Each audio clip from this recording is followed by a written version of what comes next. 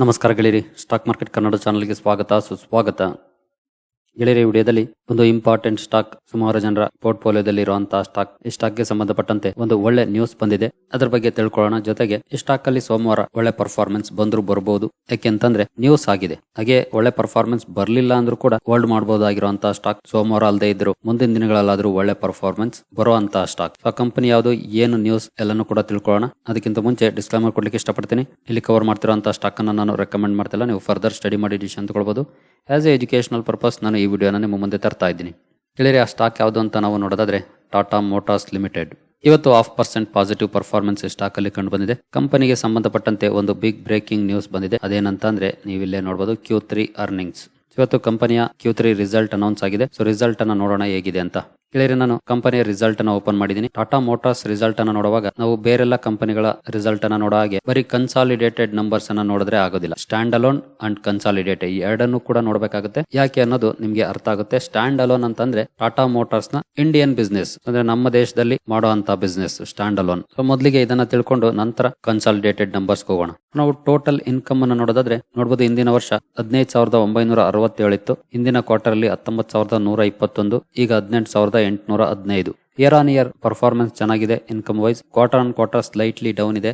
ಆದ್ರೆ ಇಲ್ಲಿ other incomes ಸ್ವಲ್ಪ ಡಿಫರೆನ್ಸ್ ಆಗಿದೆ. ಸೊ ಹಾಗಾಗಿ ಟೋಟಲ್ ಇನ್ಕಮ್ ಅಲ್ಲಿ ಡಿಫರೆನ್ಸ್ ಆಗಿದೆ. ಕಾರಣ ನೀವು ಇಲ್ಲಿ ನೋಡಬಹುದು, ಲಾಸ್ಟ್ ಕ್ವಾರ್ಟರ್ ಅಲ್ಲಿ 579 ಕೋಟಿ ಆಡ್ ಆಗಿತ್ತು, ಈಗ 146 ಕೋಟಿ. ಅದರ್ ಇನ್ಕಮ್ ಅಂತಂದ್ರೆ ನೀವು ಇಲ್ಲಿ ನೋಡಬಹುದು, includes government incentives. In case ನೀವು ಇಲ್ಲಿ 400 crores ಮೈನಸ್ ಮಾಡಿದ್ರೆ ಸೇಮ್ ರೇಂಜಿಗೆ ಬಂದ್ಬಿಡುತ್ತೆ, ಅಥವಾ ಫ್ಲಾಟಿಶ್ ಪರ್ಫಾರ್ಮೆನ್ಸ್ ಅಂತ ಹೇಳ್ಬೋದು. ಸೊ ಓವರ್ ಆಲ್ ಹೇಳ್ಬೇಕಂತಂದ್ರೆ ಅದರ್ ಇನ್ಕಮ್ ನ ಕಾರಣಕ್ಕೆ ಸ್ವಲ್ಪ ಡಿಫರೆನ್ಸ್ ಆಗಿದೆ, ಬಿಟ್ರೆ ಫ್ಲಾಟಿಶ್ ಪರ್ಫಾರ್ಮೆನ್ಸ್ ಅಂತ ಹೇಳ್ಬೋದು. ಸೊ ನಾವು ಇದನ್ನ ಬಿಟ್ಟು ನೋಡೋದಾದ್ರೆ ನೀವು ಇಲ್ಲಿ ನೋಡಬಹುದು, ರೆವಿನ್ಯೂ ಫ್ರಮ್ ಆಪರೇಷನ್ಸ್. ಇಲ್ಲಿ ಕರೆಕ್ಟ್ ನಂಬರ್ ನಮಗೆ ನೋಡ್ಲಿಕ್ಕೆ ಸಿಗುತ್ತೆ. 18,541, ಈಗ 18,668. ಸೊ ಇದನ್ನ ಎಕ್ಸೆಪ್ಷನ್ ಮಾಡಿದ್ರೆ. ಸೊ ಅದರ ನಂತರ ಎಕ್ಸ್ಪೆನ್ಸಸ್, ಟೋಟಲ್ ಎಕ್ಸ್ಪೆನ್ಸಸ್ ನೋಡಬಹುದು, 15,406 ಇತ್ತು ಹಿಂದಿನ ವರ್ಷ. ಹಿಂದಿನ ಕ್ವಾರ್ಟರ್ ಅಲ್ಲಿ 17,578, ಈಗ 17,618. ಸೊ ಇದನ್ನೆಲ್ಲ ನೋಡಿದ್ಮೇಲೆ ಇನ್ಕಮ್ ಇಂದ ಎಕ್ಸ್ಪೆನ್ಸಸ್ ಕಳೆದ್ಮೇಲೆ PBT ನೋಡಬಹುದು, 560. ಹಿಂದಿನ ಕ್ವಾರ್ಟರ್ ಅಲ್ಲಿ 1,543, ಈಗ 1,197. ಸೊ ಇಲ್ಲಿ ಸ್ವಲ್ಪ ಕಡಿಮೆನೆ ಆಯ್ತು ಪರ್ಫಾರ್ಮೆನ್ಸ್. ಸೊ ಇದರ PBT ನೋಡೋದು ಇಯರ್ ಆನ್ ಇಯರ್ ಚೆನ್ನಾಗಿದೆ ಇಂಪ್ರೂವ್ಮೆಂಟ್ಸ್, ಆದ್ರೆ ಕ್ವಾರ್ಟರ್ ಆನ್ ಕ್ವಾರ್ಟರ್ ಡೌನ್ ಆಯ್ತು. ಸೊ ಅದರ ನಂತರ ಇಲ್ಲಿ ಕೆಲವೊಂದು ಅಡ್ಜಸ್ಟ್ಮೆಂಟ್ಸ್ ಬರುತ್ತೆ. ಸೊ ನೀವು ಪ್ರಾಫಿಟ್ ಬಿಫೋರ್ ಟ್ಯಾಕ್ಸ್ ಅನ್ನ ನೋಡಿದ್ರೆ ಶಾಕ್ ಆಗುತ್ತೆ, 4,866 ಕೋಟಿ ಆಗುತ್ತೆ. ಯಾಕಿದು ಅಂತಂದ್ರೆ ಸೊ ನೀವು ಇಲ್ಲಿ ನೋಡಬಹುದು, ಎಕ್ಸೆಪ್ಷನಲ್ ಐಟಮ್ಸ್ 3,747 ಕೋಟಿ ಆಡ್ ಆಗಿದೆ ಇಲ್ಲಿ. ಸೊ ಅದು ಯಾಕೆ ಆಡ್ ಆಯ್ತು ಅನ್ನೋದನ್ನ ರೆಫರ್ ನೋಟ್ 6 ಅಂತ ಕೊಟ್ಟಿದ್ದಾರೆ, ನೋಡಬಹುದು. ನೋಟ್ 6 ಅಲ್ಲಿ ನೋಡಿದ್ರೆ ಇದು ಎಲ್ಲಿಂದ ಬಂತು ಅಂತ ಇರುತ್ತೆ, ನಾವು ಅದನ್ನ ಅಲ್ಲಿ ನೋಡೋಣ. ಸೊ ಅದಕ್ಕಿಂತ ಮುಂಚೆ PBT ನೋಡಬಹುದು, ತುಂಬಾನೇ ಡಿಫರೆನ್ಸ್ ಆಗೋಯ್ತು. ಹಾಗೆ ಪ್ರಾಫಿಟ್ ಫಾರ್ ದ ಪೀರಿಯಡ್ ನೋಡಬಹುದು, 4,570 ಕೋಟಿಗೆ ಹೋಯ್ತು. ಸೊ ಇದು ಇಲ್ಲಿ 3,700 ಕೋಟಿ ಆಡ್ ಆಗಿದ್ರಿಂದ ಇಲ್ಲಿ ದೊಡ್ಡ ಡಿಫರೆನ್ಸ್ ಆಯ್ತು ಅಷ್ಟೇ, ಕಂಪನಿಯ ಪ್ಯೂರ್ ಪ್ರಾಫಿಟ್ ಅಲ್ಲ ಇದು. ಹಾಗಾದ್ರೆ ಇದು ಎಕ್ಸ್ಟ್ರಾ ಎಲ್ಲಿಂದ ಬಂತು ಅದನ್ನ ನಾವು ನೋಡೋಣ. ರೆಫರ್ ನೋಟ್ 6 ಅಲ್ಲಿ ಕೆಳಗೆ ನೋಡಬಹುದು, ನೋಟ್ಸ್ ಓಪನ್ ಮಾಡಿದೀನಿ ನಾನು. ನೋಟ್ 6 ಇತ್ತಲ್ವಾ, ಸೊ ನೋಡಬಹುದು ನಂಬರ್ 6.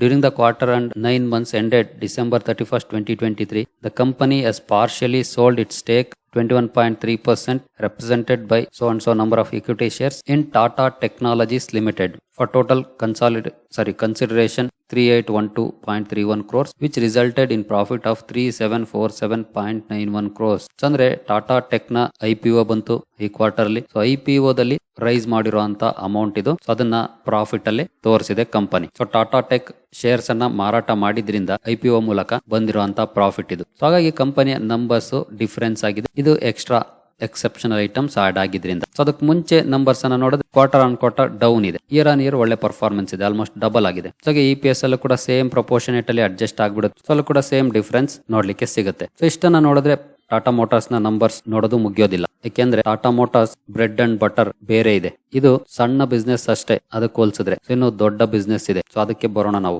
ಇಲ್ಲಿ ಒಂದು ನೆನ್ಪಿಟ್ಕೊಂಡಿರಿ, ಕಂಪನಿಯ ಟೋಟಲ್ ಇನ್ಕಮ್ ಅನ್ನ 18,800, 19,000, 15,000 ಅಂತ ಮುಂದೆ ನೋಡೋಣ. ಹೇಳಿದ್ರೆ ನಾನೀಗ ಕಂಪನಿಯ ಕನ್ಸಾಲಿಡೇಟೆಡ್ ನಂಬರ್ಸ್ ಅನ್ನ ಓಪನ್ ಮಾಡಿದೀನಿ. ಸೊ ಇಲ್ಲಿ ನಾವು ಟೋಟಲ್ ಇನ್ಕಮ್ ಅನ್ನ ನೋಡಬಹುದು, 1,12,075 crore ಈ ಕ್ವಾರ್ಟರ್ದು. ಹಿಂದಿನ ಕ್ವಾರ್ಟರ್ದು ನೋಡಬಹುದು 1,06,758 crore. ಹಾಗೆ ಹಿಂದಿನ ವರ್ಷದ ನೋಡಬಹುದು 89,618 ಕೋಟಿ. ಎಷ್ಟು ಡಿಫರೆನ್ಸ್ ಆಯ್ತು ಅಂತ. 18,000 ರೇಂಜ್ ಅಲ್ಲಿ ಇದ್ದಂತ ಕಂಪನಿಯ ರೆವಿನ್ಯೂ 1,00,000 ಕೋಟಿಯನ್ನ ದಾಟಿತು. ಅದಕ್ಕೆ ಹೇಳಿದ್ದು ನಾನು ಬ್ರೆಡ್ ಅಂಡ್ ಬಟರ್ ಬೇರೆ ಇದೆ ಅಂತ. ಅದೆಲ್ಲಿಂದ ಬರುತ್ತೆ ಅನ್ನೋದನ್ನು ಕೂಡ ನಾನು ಹೇಳ್ತೀನಿ. ಜಸ್ಟ್ ಈಗ ನಂಬರ್ಸ್ ಅನ್ನ ನೋಡೋಣ. ಇಲ್ಲಿ ಇಯರ್ ಆನ್ ಇಯರ್ ಆಗ್ಬೋದು ಅಥವಾ ಕ್ವಾರ್ಟರ್ ಆನ್ ಕ್ವಾರ್ಟರ್ ಆಗ್ಬೋದು, ಓವರ್ ಆಲ್ ತುಂಬಾ ಒಳ್ಳೆ ಪರ್ಫಾರ್ಮೆನ್ಸ್ ಅನ್ನ ಮಾಡ್ತು ಟಾಟಾ ಮೋಟಾರ್ಸ್. ಅದರ ನಂತರ ಎಕ್ಸ್ಪೆನ್ಸಸ್ ಬರುತ್ತೆ. ಎಕ್ಸ್ಪೆನ್ಸಸ್ ಕೂಡ ದೊಡ್ಡ ಮಟ್ಟದಲ್ಲೇ ಇರುತ್ತೆ. ಸೊ ನೀವು ಇಲ್ಲಿ ನೋಡಬಹುದು, ಹಿಂದಿನ ವರ್ಷ 86,415 ಕೋಟಿ ಇತ್ತು. ಹಿಂದಿನ ಕ್ವಾರ್ಟರ್ ಅಲ್ಲಿ 1,649 ಕೋಟಿ. ಈಗ 1,04,493 ಕೋಟಿ ಇದೆ. ಇನ್ಕಮ್ ಇಂದ ಎಕ್ಸ್ಪೆನ್ಸಸ್ ಕಳೆದ್ಮೇಲೆ ಕಂಪನಿಗೆ PBT ಬರುತ್ತೆ, ಬಿಫೋರ್ ಎಕ್ಸೆಪ್ಷನಲ್ ಐಟಮ್ಸ್ ಪ್ರಾಫಿಟ್ 3,203 ಕೋಟಿ ಇತ್ತು ಹಿಂದಿನ ವರ್ಷ. ಹಿಂದಿನ ಕ್ವಾರ್ಟರ್ಲಿ 6,109 ಕೋಟಿ, ಈಗ 7,582 ಕೋಟಿ. ಇದು pure profit without any adjustments 7,500 ಕೋಟಿ. ಭರ್ಜರಿ ಬದಲಾವಣೆ ಕಂಪನಿಯ PBT ನೆಲಾಯಿತು. ಇದರ ನಂತರ ಟ್ಯಾಕ್ಸ್ ಬರುತ್ತೆ. ಟ್ಯಾಕ್ಸ್ ಎಕ್ಸ್ಪೆನ್ಸಸ್ ಕಳೆದ ಮೇಲೆ ಪ್ರಾಫಿಟ್ ಫಾರ್ ದ ಪೀರಿಯಡ್ ನೀವು ಇಲ್ಲಿ ನೋಡಬಹುದು. ಹಿಂದಿನ ವರ್ಷ 3,043 ಕೋಟಿ, ಹಿಂದಿನ ಕ್ವಾರ್ಟರ್ಲಿ 3,832 ಕೋಟಿ, ಈಗ 7,145 ಕೋಟಿ. ಭರ್ಜರಿ ಬದಲಾವಣೆ ಆಗೋಯ್ತು ಕಂಪನಿಯ ನಂಬರ್ಸ್ ಅಲ್ಲಿ. ಆಲ್ಮೋಸ್ಟ್ ಡಬಲ್ ಅಂತಾನೆ ಹೇಳ್ಬೋದು. Quarter on quarter, year on year ಕೂಡ ಡಬಲ್ ಗಿಂತ ಜಾಸ್ತಿ ಆಗಿದೆ. ಹಾಗೆ ನಾವು ಇದನ್ನ EPS ಫಾರ್ಮಲ್ಲಿ ನೋಡೋದಾದ್ರೆ ನೋಡಬಹುದು. ಬೇಸಿಕ್ EPS 7.71 ಇತ್ತು, 18.32 ಹೋಗಿದೆ. ಹಿಂದಿನ ಕ್ವಾರ್ಟರ್ಲಿ 9.81, ಈಗ 18 ಮೇಲೆ. ಕ್ಲಿಯರ್ ಆಗಿ ಕಂಪನಿ ಒಳ್ಳೆ ಪರ್ಫಾರ್ಮೆನ್ಸ್ ಅನ್ನ ಮಾಡ್ತು. ಹಾಗಾದ್ರೆ ಇಷ್ಟು ದೊಡ್ಡ ಬದಲಾವಣೆ ಹೇಗಾಯ್ತು ಅದನ್ನ ನಾವು ಅರ್ಥ ಮಾಡ್ಕೊಳ್ಬೇಕು ಅಂತಂದ್ರೆ ಟಾಟಾ ಮೋಟಾರ್ಸ್ ನ ಸೆಗ್ಮೆಂಟ್ ವೈಸ್ ರೆವಿನ್ಯೂ ನೋಡಬೇಕು. ಸೆಗ್ಮೆಂಟ್ ವೈಸ್ ರೆವಿನ್ಯೂಗೆ ಬಂದ್ರೆ ನೋಡಬಹುದು, ಕಮರ್ಷಿಯಲ್ ವೆಹಿಕಲ್ಸ್ ಒಳ್ಳೆ ಪರ್ಫಾರ್ಮೆನ್ಸ್ ಇದೆ. ಕ್ವಾರ್ಟರ್ ಆನ್ ಕ್ವಾರ್ಟರ್ ತುಂಬಾ ಡಿಫರೆನ್ಸ್ ಇಲ್ಲ, ಬಟ್ ಇಯರ್ ಆನ್ ಇಯರ್ ಒಳ್ಳೆ ಪರ್ಫಾರ್ಮೆನ್ಸ್. ಪ್ಯಾಸೆಂಜರ್ ವೆಹಿಕಲ್ಸ್ ಅಲ್ಲಿ ಕೂಡ ಎರಡು ಕಡೆ ಒಳ್ಳೆ ಪರ್ಫಾರ್ಮೆನ್ಸ್ ಇದೆ. ಹಾಗೆ ಅನ್ಅಲೋಕೇಟೆಡ್ ಅಲ್ಲೂ ಒಳ್ಳೆ ಪರ್ಫಾರ್ಮೆನ್ಸ್ ಇದೆ. ವೆಹಿಕಲ್ ಫೈನಾನ್ಸಿಂಗ್ ಅಲ್ಲೂ ಕೂಡ ಇದೆ ನೋಡಬಹುದು, ಡೌನ್ ಆಗಿದೆ. ವೆಹಿಕಲ್ ಫೈನಾನ್ಸಿಂಗ್ ಅಲ್ಲಿ ಅಂತ ಒಳ್ಳೆ ಪರ್ಫಾರ್ಮೆನ್ಸ್ ಏನಿಲ್ಲ. ನಾನು ಅವಾಗಲೇ ಹೇಳಿದಾಗೆ ಕಂಪನಿಯ ಬ್ರೆಡ್ ಅಂಡ್ ಬಟರ್ ನೀವು ಇಲ್ಲಿ ನೋಡಬಹುದು, Jaguar and land rover JLR sales ಹಿಂದಿನ ವರ್ಷ 58,862 ಕೋಟಿ ಇತ್ತು. ಹಿಂದಿನ ಕ್ವಾರ್ಟರ್ಲಿ 71,786 ಕೋಟಿ, ಈಗ 76,655 ಕೋಟಿ. ಇದು ಬಿಗ್ ಡಿಫರೆನ್ಸ್ ಅನ್ನ ಮಾಡುತ್ತೆ ಟಾಟಾ ಮೋಟಾರ್ಸ್ ನ ನಂಬರ್ಸ್ ಅಲ್ಲಿ. ಕಳೆದ 1-2 ವರ್ಷದಿಂದ ಸ್ವಲ್ಪ ಅಂಡರ್ ಪರ್ಫಾರ್ಮ್ ಮಾಡ್ತಾ ಇತ್ತು ಜಾಗ್ವಾರ್ ಅಂಡ್ ಲ್ಯಾಂಡ್ ರೋವರ್ ಅಲ್ಲಿ, ಆದ್ರೆ ಈಗ ಸ್ಟ್ರಾಂಗ್ ಕಮ್ ಬ್ಯಾಕ್ ಅನ್ನ ಮಾಡಿದೆ. ಎಸ್ಪೆಷಲಿ ಈ ಕ್ವಾರ್ಟರ್ಲಿ ನೋಡಬಹುದು ಯಾವ ರೀತಿ ಪರ್ಫಾರ್ಮ್ ಮಾಡಿದೆ ಅಂತ. ಲಾಸ್ಟ್ ಕ್ವಾರ್ಟರ್ಲು ಕೂಡ ಚೆನ್ನಾಗಿತ್ತು, ಹಾಗಾಗಿ ಸ್ಟಾಕ್ ಅಲ್ಲೂ ಕೂಡ ಒಳ್ಳೆ ಪರ್ಫಾರ್ಮೆನ್ಸ್ ಅವತ್ತು ಕಂಡು ಬಂದಿತ್ತು. ಇವತ್ತು ಕೂಡ ಅದೇ ರೀತಿಯ ನಂಬರ್ಸ್ ಅನ್ನ ಕಂಪನಿ ಪ್ರೆಸೆಂಟ್ ಮಾಡಿದೆ. ಅದನ್ನ ನಾವಿಲ್ಲಿ ಕ್ಲಿಯರ್ ಆಗಿ ನೋಡಬಹುದು.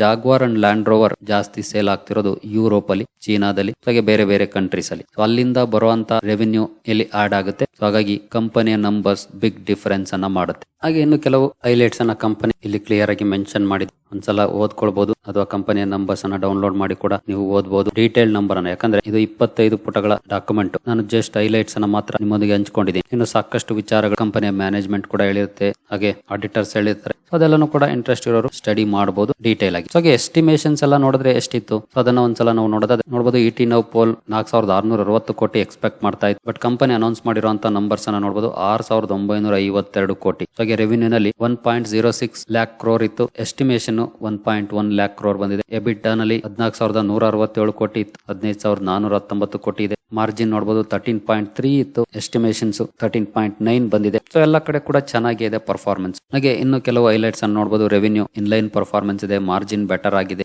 ಪ್ಯಾಟ್ ಎಕ್ಸ್ಪೆಕ್ಟೇಷನ್ ಗಿಂತ ಅಬೋವ್ ಇದೆ, EBITDA ಇನ್ಲೈನ್ ಪರ್ಫಾರ್ಮೆನ್ಸ್ ಇದೆ. ಓವರ್ ಆಲ್ ಪಾಸಿಟಿವ್ಸ್ ಅನ್ನ ನಾವು ನೋಡ್ಲಿಕ್ಕೆ ಸಿಗ್ತಾ ಇದೆ ಟಾಟಾ ಮೋಟಾರ್ಸ್ ನ ನಂಬರ್ಸ್ ಅಲ್ಲಿ. ಹಾಗೆ ಎಸ್ಪೆಷಲಿ JLR ಅಲ್ಲಿ ತುಂಬಾನೇ ಬದಲಾವಣೆ ಆಗಿದೆ ನೋಡಬಹುದು. Net debt reduced to 1.6 billion euros. ಕಂಪನಿಯಲ್ಲಿ ಸಾಲ ಕಮ್ಮಿ ಆಗಿದೆ, ಎಸ್ಪೆಷಲಿ JLR ಅಲ್ಲಿ. Free cash flow 626 million euros ಆಗಿದೆ. ಹಾಗೆ EBIT ಮಾರ್ಜಿನ್ ಕೂಡ ಇಂಪ್ರೂವ್ ಆಗಿದೆ ನೋಡಬಹುದು, ಮೋರ್ ದನ್ ಡಬಲ್. ಹಾಗೆ EBIT margin for financial year 24 is expected to be over 8%. ಇದು ತುಂಬಾನೇ ಬಿಗ್ ಡಿಫರೆನ್ಸ್ ಅನ್ನ ಮಾಡುವಂತ ಸಾಧ್ಯತೆ ಇರುತ್ತೆ ಸೋಮವಾರದ ಸ್ಟಾಕ್ ಪರ್ಫಾರ್ಮೆನ್ಸ್ ಅಲ್ಲಿ.